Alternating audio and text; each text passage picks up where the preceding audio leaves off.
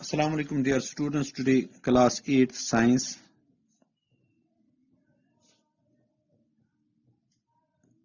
chapter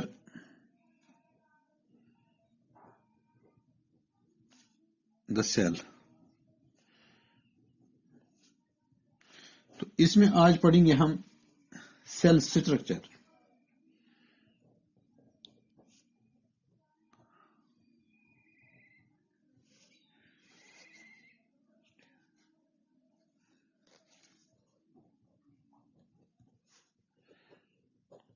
आज का topic जो है यह है सेल स्ट्रक्चर। अब हम सेल स्ट्रक्चर के बारे में पढ़ेंगे।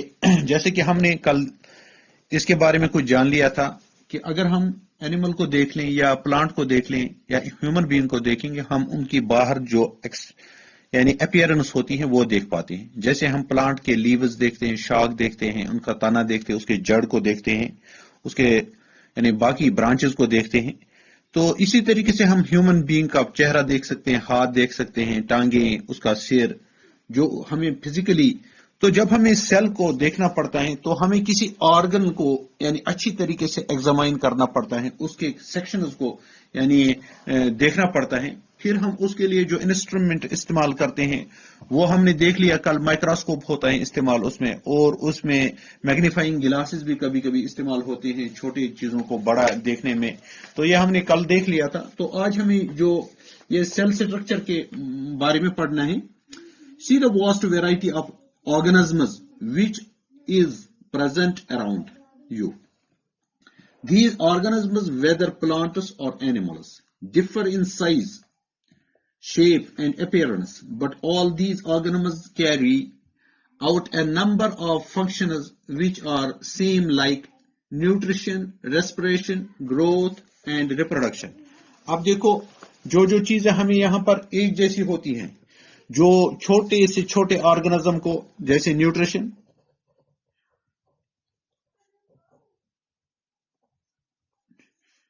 न्यूट्रिशन के बाद जो रेस्पिरेशन,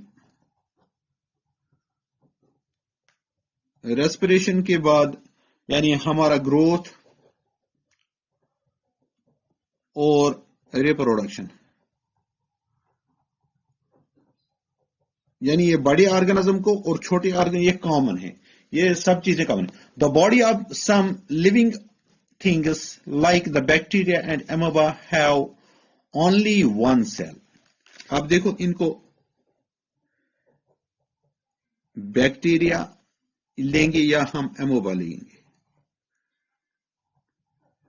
एमोबा हो या बैक्टीरिया हो, इनकी एक ही सेल होती है। Have only one cell, unicellular. इनको इसलिए यूनिसेल्यूलर कहते हैं, इनको unicellular organisms. Large plants and animals contain billions of cells, यानी जो लार्ज, उनको कितने होते हैं? Billions.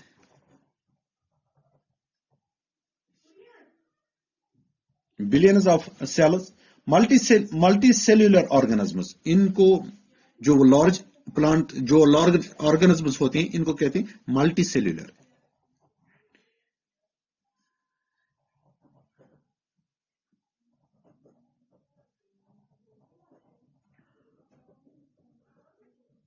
Multicellular organisms. A cell is the basic unit of living thing. जो ये सेल है ये बेसिक यूनिट है, ये स्मॉल यूनिट है जिंदगी का। Cells in living organisms have often been compared with bricks in a building. Just as bricks in a building are the basic structural units, cells are the basic structural units in living organisms. Further, just as buildings are different from one another, are also different from one another. यानी building यानी different होती हैं एक दूसरे से, जैसे cell होती हैं। मिसाल के तौर पर बहुत सारी ब्रिक्स का यानी एक बिल्डिंग बनी हुई होती है। अब इन बिल्डिंगों के यानी डिफरेंट बिल्डिंग्स होती हैं। इसी तरीके से ऑर्गेनिज्म सेलों से बने हुए होते हैं। डिफरेंट ऑर्गेनिज्म डिफरेंट किस्म के होते हैं। Cells have been in existence since origin of life which took place millions of the years ago, the cell could not be seen before 17th century. 17th century से पहले cell के बारे में कुछ मालूम नहीं था, यानी क्योंकि इनका साइज बिल्कुल ही स्मॉल था, स्मॉल साइज की वजह से ये नहीं देखे गए थे. Majority of the cells are too small to be seen with the unaided eye. Cells were therefore seen only after magnifying lenses and microscope. जब हमने मैग्नीफाइंग लेंसेज बनाए,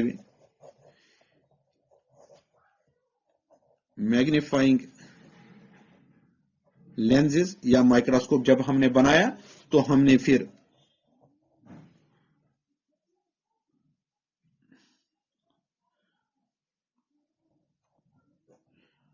माइक्रोस्कोप्स हमने बनाए और या मैग्नीफाइंग लेंस बनाए तो हम फिर सेल को देख सकते हैं. These days objects as small as 1,000th of the millimeter.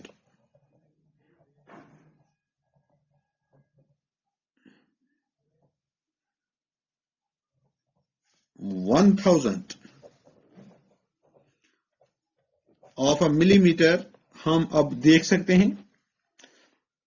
Can be seen with a microscope. यानी ये छोटा से छोटा भी हम अब माइक्रोस्कोप पे देख सकते हैं. Discovery of the cell. Discovery of the cell was made by English scientist Robert Hooke. ये याद रखो, ये कभी कभी आ जाते हैं. पिछली बार हमें ये एग्जाम में भी आया था रॉबर्ट हुक के बारे में. तो इस जिसने सेल को डिस्कवर किया था, तो ये किया इसने 1665 में रॉबर्ट हुक ने. तो ये एक इंग्लिश साइंटिस्ट था.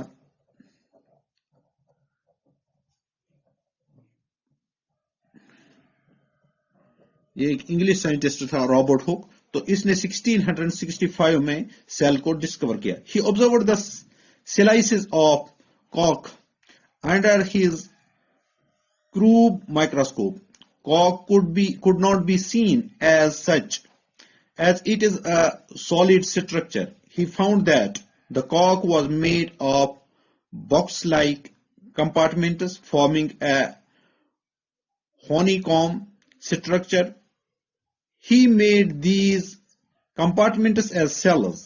He demonstrated his work to scientists as Royal Society of. तो इसने ये यानी अब मैं इसकी तस्वीर भी आपको दिखाऊंगा. ये देख लीजिए अब तस्वीर. तो ये है कॉक, यानी ये हनीकॉम्ब जैसा है. तो इसने ये जो हमें दिखाया कि ऐसा होता है ये. तो इसने ये रॉयल सोसाइटी ऑफ लंदन उसमें ये हमें दिखाया.